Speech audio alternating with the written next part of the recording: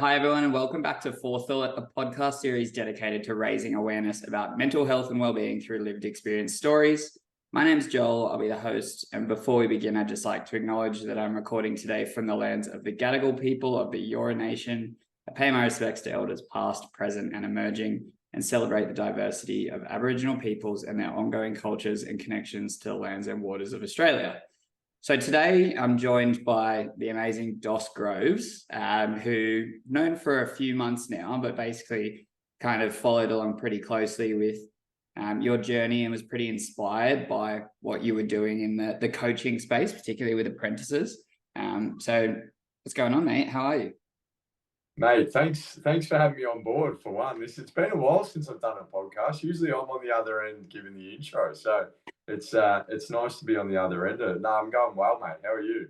Yeah, good. And you can give me some feedback on my intro after this, any tips and tricks. But no, going really well this week. It's been really busy. So thanks for jumping on. This is the first nighttime one that I've done. So I'm just trying to make sure that I keep my head in front of the window, as you would know, as a seasoned veteran. But yeah, I think to start off, like, be great to sort of get the DOS 101, sort of, what you started doing and your journey to, I guess, what you're doing today.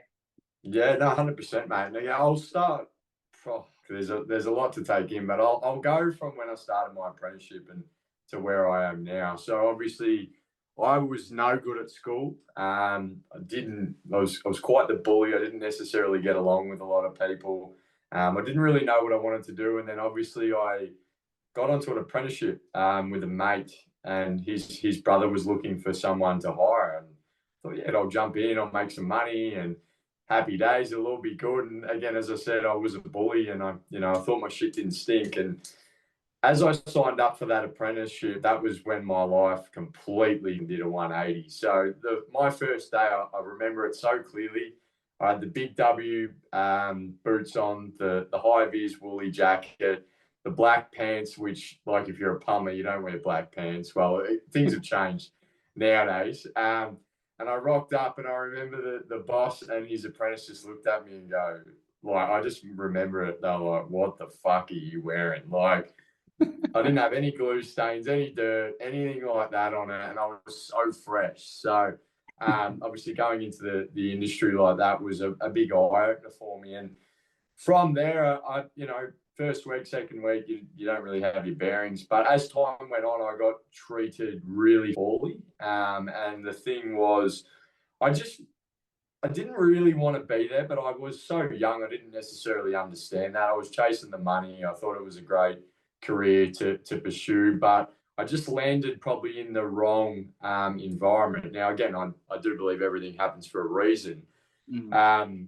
But that boss taught me a lot around the way you should treat apprentices, and that's why I've started my initiative today, obviously coaching them through their own workplace-related issues and mental health and all that jazz, because a lot of companies are missing that at the moment. And the sad thing is, this happened to me 10 years ago, and it's still happening to the majority of the industry. And we're losing, obviously, a lot of the young men that are coming through. And, I look back now and I don't know how I did it for so long. And a lot of the guys nowadays are coming in and saying, nah, this isn't for me. And I don't blame them at the end of the day, to be honest, because it's the way that, life's changing with technology and AI and gaming and all that sort of thing. Like, you can make more money doing that than pushing a wheelbarrow around. And that's just facts. And, I'm a massive advocate for apprentices to go into the industry, but if you find a better opportunity doing something like that or that you love, like, you've got to pursue that. And that was probably a little bit of the reason as to why I left the industry for a bit to do this sort of work with apprentices and coach them through their own workplace-related issues and stuff like that. So there was a fair bit in between my apprenticeship to now, which, it was all the same stuff that you hear in construction. But that was probably the biggest thing for me, was that first and second year, which has really led to a little bit of PTSD as well. I'm now currently back in the industry, and I find that a lot of things trigger me and I get very stressed easy. And it's just a credit to myself that I'm actually doing the work and waking up early and meditating and setting myself up for a successful day. Because if I wasn't, I think I'd fall back into the same position that I was in 9-10 years ago. And that's, that's not where you want to be. Yeah, it's pretty interesting that you said, like, that first boss taught you a lot of things, but I presume it taught you a lot of things of what not to do, and things that, like, as soon as you see that kind of shit now, it's like you're more likely to stick up for the person on the other end and have a go at that boss and sort of say, hey, that's not on, rather than the other way around. Yeah, no, 100%, Joel. And I think the thing that I see with a lot of companies nowadays, they aren't even aware of the way that they're treating their workers, because that's how they've been treating them. And it's super hard, because when you're on the other end of it, you've got nothing, like, you're in control. You've got to communicate to them. You've got to say how you're feeling. But if you can't do that to your boss, how are you supposed to work there? You know what I mean? Like, it's like being in an intimate relationship. Like, if you can't communicate your needs and your boundaries and stuff, it just will never work. And that's the harsh reality I guess of it. In most situations, and I laughed a little bit at the beginning when you said you went into the apprenticeship to earn money, because like, I mean, even as a 16-year-old, I guess, like, doing 1 or 2 shifts at the movies or something, like, probably gets you almost equal par there. But it is a challenge, and it is quite sad, I guess, now that you've gone back into the industry, to see it's the same sort of 10 years on. How do you think, and this is kind of going to be an interesting question, TikTok wasn't around 10 years ago when you were last in there, and it is now. Like, what is your kind of perception, and what do you think's going on in the industry, and what's the role that social media is having? Is it in a positive way? Is it in a negative way? Like, what do you think about that? I definitely think it's both ways. And again, for anyone who's listening, obviously I've got a TikTok account, and it's got some good engagement and stuff on there, which I'm really grateful for. It's good. I do see a lot of positivity in people, communicating with each other and building a bit of the community, but there is a lot of negativity. And I think the thing with social media is it's a great tool, but it's also given people a voice that probably necessarily shouldn't have a voice, to some degree. And again, I know that's pretty straight down the line, but we're all at different levels of life, and that's that's reality, and that's fine. But some of the videos that I do put out, and some of the comments that I get, it really makes me wonder what is going on in that person's life for them to go out of their way and send say something negative or whatever. And I don't take offense to it, because I think early on I really said to myself, well, each person that comments is another person who needs my help or someone else's help, and that's okay, and that will hit them when it's supposed to. So to answer your question, I think it's 50-50. It's, you can use it to your advantage, but a lot of people aren't. And I still find myself, I pick up the phone now and again, and I shouldn't, and I start scrolling and all this stuff, and you think, fuck, what was I actually looking at there? So it is a tool. Doom scrolling, yeah. You can just be like, I've lost 2 hours and I'm still on the couch. That's right. And I think the thing with that is, Joel, is like, a lot of the guys that I've coached and a lot of people that I speak to in the industry, they start their day with that thing straight in their hand. And that's like the worst thing you can do, because you're just exposing yourself to, maybe positive stuff, but it's hard to sift through when it's that early in the morning. You haven't even thought what you've got to do today. I woke up this morning, doom scrolled, saw that Mbappe is getting paid $1 billion for a year, which was like $23 a second or something. And I was like, what am I doing today? So that's right. I understand exactly what you mean there. No, 100%. And shout out to Mbappe. He's going to be good. Yeah. For a year, and he's good. Yeah, I loved it. They were talking about, like, someone was like, can you put this in NBA terms? And it's like, LeBron, one of the most well-known and highly paid athletes in the NBA, has only ever earned like $550 million in his entire career. This guy's going to get like double that for 1 year. You're like, good on him. It's fucked, isn't it? It's funny though when you speak money, and that's something that I've learned along the journey, and I'm really trying my best to instill it into apprentices. Is money's energy at the end of the day, and like, what you put out is what you're going to get back. And if you can trade value for value and adapt that mindset, it's really going to help. But we're not, it's another issue with apprentices. It's, you know, you think, and you said it before, apprentice pay. It's like, well, it's got a negative vibe to it already. It's like, well, if I don't get paid enough, I shouldn't have to pay for coaching, or I shouldn't have to do this. There's such a mindset around it. But we don't get taught, you know, what actually money is at the end of the day. We think it's just shit that we pull out of the ATM and it's numbers on an account. So that again, that's a massive rabbit hole we can go down. But I think that's important for the people who may be listening, is like, apprentices get paid well. I was getting paid $280 when I was a first year, and I was still making it happen. They get like $550 now. So it's weird to validate the money. But I guess you're still living at home and you're 16 or whatever. Like, that's actually a shitload of money. Like, that's right. That's like, right. you could easily put that away and, you know, get to a pretty comfortable position by the time you're 18 and leave the roost. Like, yeah, I think that's quite interesting as well. Like, I guess some of the stuff that you've been working with people at mostly, like, do you see common trends or themes of people? I know you put up a really interesting thing about vaping yesterday.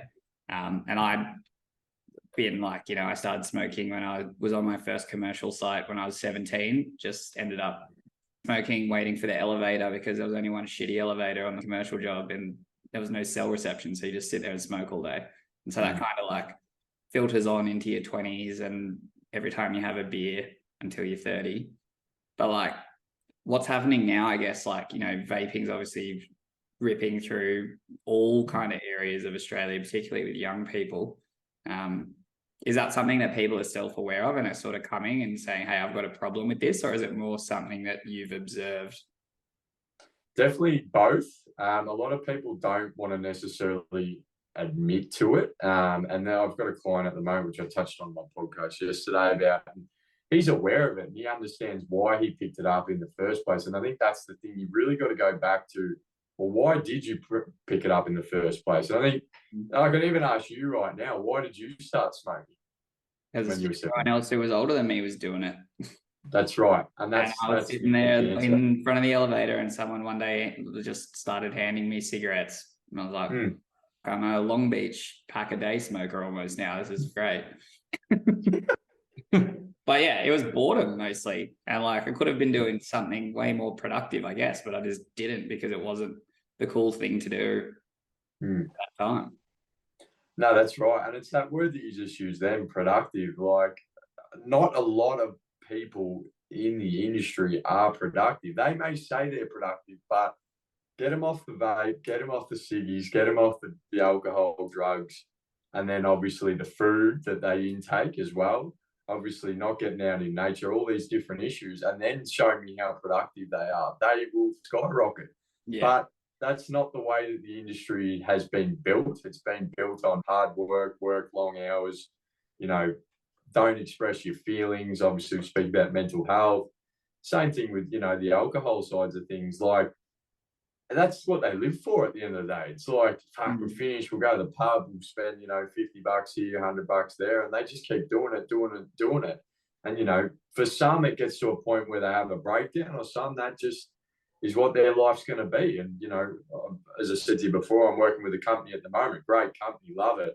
But it's been very interesting for me to observe some of the things and people that come around the different sites. And, you know, I think I spoke to you, Joel, the other week about one of the jobs I was on. And like, it just doesn't, when you become self-aware and actually realize some of these issues, you can't turn a blind eye to it. And, you know, when you do try and voice this to someone who, you know, doesn't think they have a problem, they'll just tell you to get fucked. So it's very hard. I think that's, you know, the other interesting thing, and I know you'll probably have some really good views on this, is like the arrival of particularly young people now and sort of their awareness around well-being and like, you know, expectations on what the workplace should be like.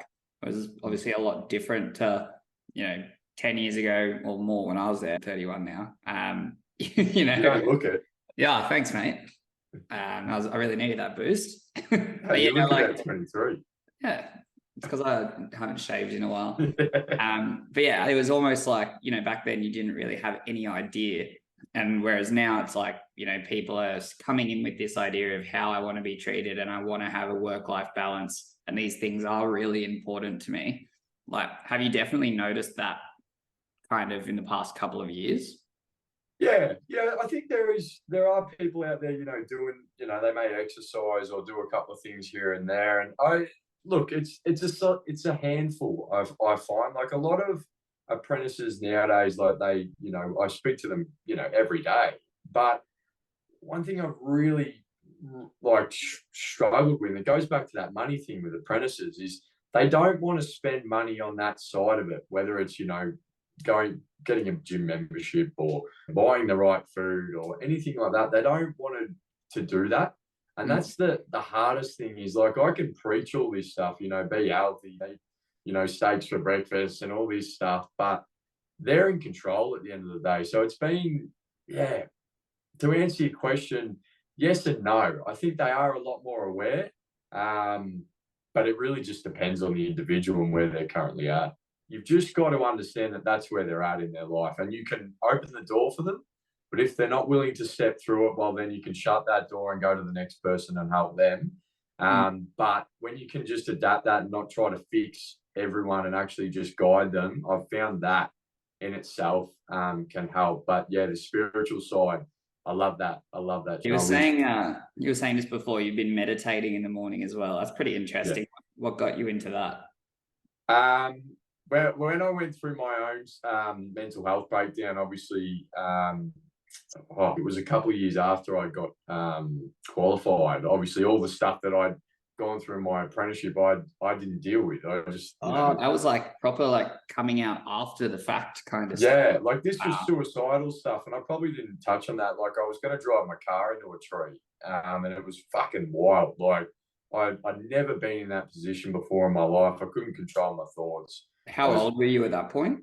22. Yeah, fuck. Yeah, so, but again, I knew, obviously, you know, spirit was looking over me or whatever and had a bigger plan for me, which I'm very grateful for. But that's what got me into meditation, that to really sit with myself and acknowledge the way that I feel. And for anyone who is listening, like, I know how hard meditation is. It's tough to sit there with yourself, but at the end of the day, you can start small and work your way up. You don't necessarily need to sit with your legs crossed. All these sorts of things that they poach about or preach about.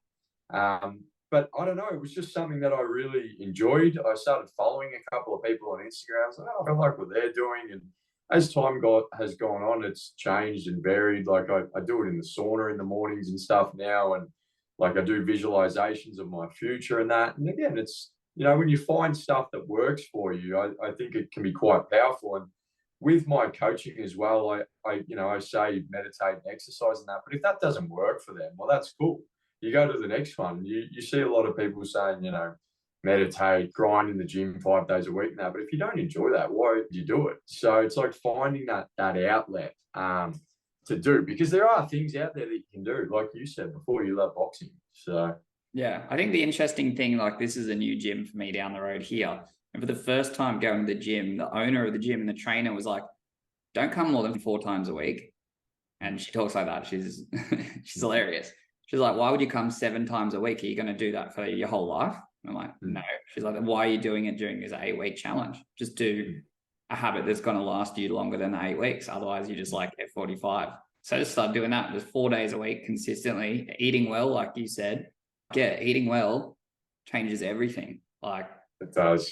It does. Like, I'm 31 and I only just realized that. Like, because I think I remember you saying you're on a more high fat, high protein. Well, now I am, yeah. But like even just simple things like switching out normal pasta for protein pasta. Like I just wasn't hitting enough protein. And then as soon as I started training, I had more energy. I was better during the day, like all of this shit. And it was just like a few small tweaks in diet. And I think that's the power of protein, because like I'm in a very similar position to you. Like I transitioned my eating habits. Like I remember I was eating a frozen packet of chips a night, 300 grams. I would eat that before bed to help myself sleep. And I thought I was doing myself good. But now that I've doubled down with a new nutritionist, he said to me, you know, don't eat 3 hours before bed because you've got to digest it. So, and if you don't eat frozen chips. Frozen chips that are cooked in an air fryer. Mate, don't even get me started on that. But it's just small tweaks. And, when you do that, and I think it's really, Joel, like just shocking the system for people. Like, I feel like you could probably speak about this now. Once you feel that good and you start to go, hang on a second, like I'm using the vape or the drinking or whatever to feel good.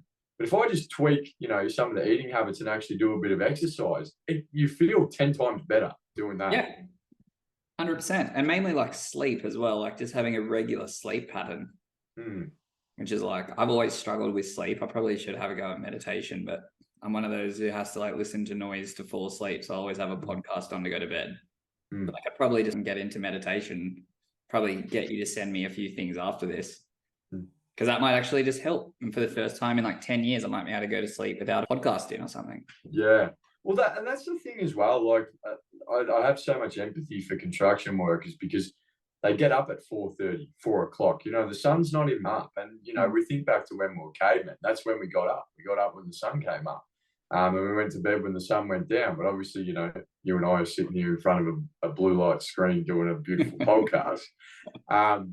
But people just aren't aware of that. And when you do, as you said, tweak some of these things like your sleeping habits and your eating habits, you start to get a bit more out of yourself, and you don't necessarily look at your job as such a burden, or your life isn't hard. You can start to make decisions for yourself. But when you're in that stress, rush, irrational state, you're not making the right decisions for yourself. So it's really about getting your sleep in check, getting your nutrition in check, having a little bit of exercise, and that's the foundation. And then do whatever you want. I think you're like touching on what you said before, though. Like, those things are all great, but I don't know about you, but for me, as soon as something goes wrong at work, that is the thing that derails everything, like almost instantaneously. Now I'm a bit better. I can kind of get back on track and like use the good that I know all of these other things do to me to help get through it.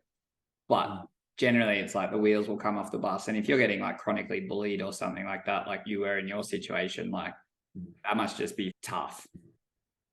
No, you've been right. And I think that's the thing that I think about nowadays is like, obviously how far I've come, but sometimes I need to bring myself back and be like, all right, I need to put myself back into that 16-year-old DOS and think about those guys who are in that position, because I do find myself saying, communicate with your boss and that. And sometimes I do forget how hard that actually is for someone in that age category. Again, for someone, like myself now, it's not as hard. I still have my challenges.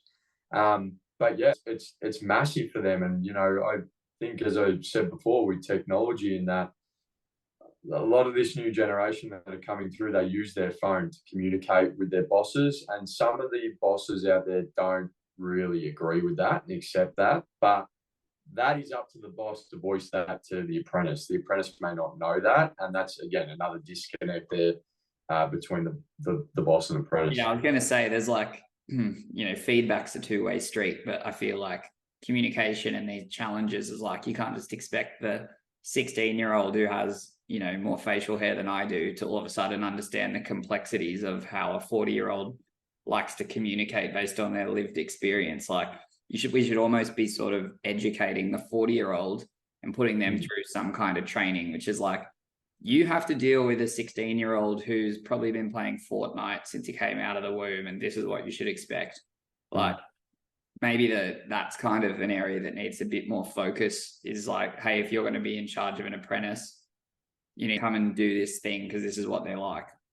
No, you bang on, but it's the same thing. A lot of them don't necessarily want to invest in these sorts of things, because if the apprentice doesn't work for you, just sack them and hire another one and get your $1,500 bonus and that. It's just it's a shocking system, to be honest. But for the ones out there who are invested in it, like I keep banging on about this, but like when you invest in your workers and you put time into yourself and them, your business is going to grow. You're going to make more money. You're going to be more productive. You're not going to be stressed. Your missus isn't going to be yelling at you. But it's very hard to explain this to the older generation, because that's where they're at. That's what they've been doing for years. They think, well, why should I change? I've got to this point, which is cool. but it's also, or it's not cool, to be honest. Yeah. So, But yeah, I understand. It was like, yeah, they're not going to change. It's just like, this is how I've been doing it, and a lot of them probably got very successful doing it too. And treating other people poorly in some situations earns you a lot of money. yeah, no, that's right. And I noticed that with a lot of the job sites nowadays. Like, my business mind has grown, and obviously, now I'm on a job site, 2 years later, and I see like how it all operates. Like, you can't necessarily get away with anything without being charged for it. Everything, I don't even know what it's called. It's not a tender. What's a variation? So, like, if you do something for someone, it's like, that's a variation. You got to pay me this. I get it. Like, it's business, but there's just such this ruthless mindset when it comes to that. Like, help a brother out. Where did that go? Yeah, I don't know. It went down the drain with people following you around, taking photos of everything you do, like you said, just try and get more money out of those other people. Yeah, and I think that's quite like interesting. You said that you're going on and focusing a little bit more on this diet kind of adventure journey of yours next. Like, what exactly does that look like? What really got you fascinated with that? You said you've been working out before, and it shows. Like, so is that kind of always been a lifelong thing you've loved, or? No, like, once I started to invest in my own health, I really started to feel phenomenal. And I had a nutritionist. I can't give myself all this credit. I've got a nutritionist called Livite. He's actually based in the UK, and he completely transformed my life with diet, lifestyle, the way that I show up, all these different things. And I've really gelled to what he's about. And it's more about, it's just basic as fuck, like eating like you are, getting up with the sun, couple of, like, drinking the right clean water, just these little things. And again, I won't sit here and say that I know exactly what I'm talking about because I haven't studied it, but I can say that he's been a massive guide for me. And I think if I can follow in his footsteps, but use him as a mentor, but use everything that I learned from the course and him to bring into construction, because that's where we're missing the mark at the moment with construction, is health. And I know there's a lot of people out there that say, they bang on about this stuff, but I just think if we can really start to tailor this to the apprentices coming through with their health, that's where the magic's going to be. Because, you can make all the money in the world, you can have the big business and all this sort of stuff, but if you don't have your health, it means fuck all. So this is where I'm so passionate about, is bringing what I've learned and what I'm going to learn into the industry and see how we can shape it into a bit of a different demographic. Because, I think there's just a massive gap there. Yeah. And I guess, like, the beauty of technology, again, like you just said, you got trained by someone in the UK. It's like, you literally have the whole world at your fingertips now to find that perfect person for you. Like, you're not going to be everyone's cup of tea, but you literally can look for your cup of tea under any rock across the entire planet. That's right, Joel. And I think, the thing with, obviously, my niche is apprentices, and it's tough because it's 16 to 24. You eat what you want, you drink what you want. It doesn't really affect you. So yes, it's going to be very tough for me to implement some of this stuff. But I've just found that from me having that lived experience as apprentice and knowing how hard it is and what it's like, and that, I just think if I can keep developing myself and learning these different tools and educating myself, so I can give that language to the apprentices and to the older generation that want it, and then they can start to think about, what they actually want to get out of life and how they want to show up, because no one even asks them, ask these questions to the apprentice, like, why did you even start an apprenticeship? No one asked me that. Like, I still can't answer it. So it's just like, I think I'm all about education, and I think, constantly learning, and going the way that you're most interested in. Yeah, I was gonna say, so that, are you gonna stay up in Queensland? Like, what's the plan for you? I'll ask you this now. What's the plan for you? Where are you going to be in 10 years? Mate, honestly, I don't even want to say where I'm going to be in the next couple of weeks. I'm actually going to the US in a couple of weeks, which I'll give that shout out. But in 10 years' time, I would want to be living in the US. I think there's a massive market for what I'm going to do over there. I really love that country. I do love Australia, don't get me wrong. But I just think as time goes on, I really want to develop my own education, I'd also get to more apprentices out there and help them. So whether that's through writing or content or podcasting or whatever transitions over the next 10 years, because I think it's going to be massive. Yeah. And even looking at getting AI involved. I know a lot of people aren't necessarily interested in that, but I think you just got to adapt. And yeah, so my 10-year plan, probably have a New York Times best-selling book. I would like that. So that's one of my goals. Yeah. Definitely I'll have to set my alarm to 10 years from now in my phone. Just make sure I check that out, send you a message. But yeah, I think that's, pretty interesting. And I know just before we go, you did mention, like, where can everyone find you? What's your TikTok channel? Where's the best place to reach out if anyone's got any questions? So I'm on all social media platforms. I've got a podcast called Tradie Talks if you want to check that out.